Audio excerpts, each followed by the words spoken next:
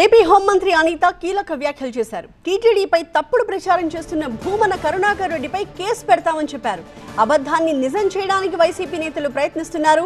TTD chairman గా పనిచేసిన వ్యక్తి చాలా జాగ్రత్తగా మాట్లాడాలి అన్నారు ఆమె.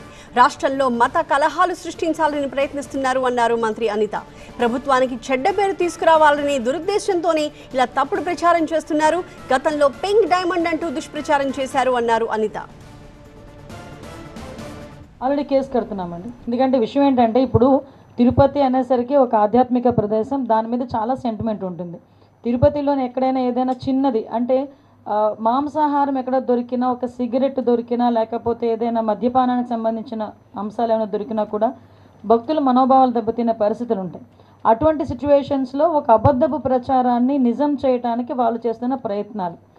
సాక్షాత్తు ఇంతకు ముందు ఆ తిరుమల తిరుపతి దేవస్థానం చైర్మన్ చేసిన వ్యక్తి అభి చిన్న కన్ఫ్యూజన్, ఫ్లాట్ కొనాలా సైట్ కొనాలా? కన్ఫ్యూజన్ ఎందుకు, ఒక రియల్ ఎస్టేట్ ఎక్స్పర్ట్ తో మాట్లాడు. ఎలా? బాస్ వాలా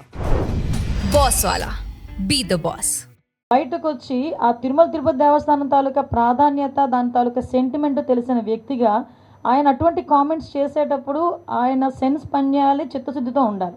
ఎందుకంటే ఇది దేవుడితో కూడుకున్న వ్యవహారం, దేవుడికి సంబంధించిన వ్యవహారం. ఇప్పుడు ఏదో మత సంబంధించిన ఘర్షణలు తీసుకురావాలి, ఎక్కడో law and order issues create అవ్వాలి.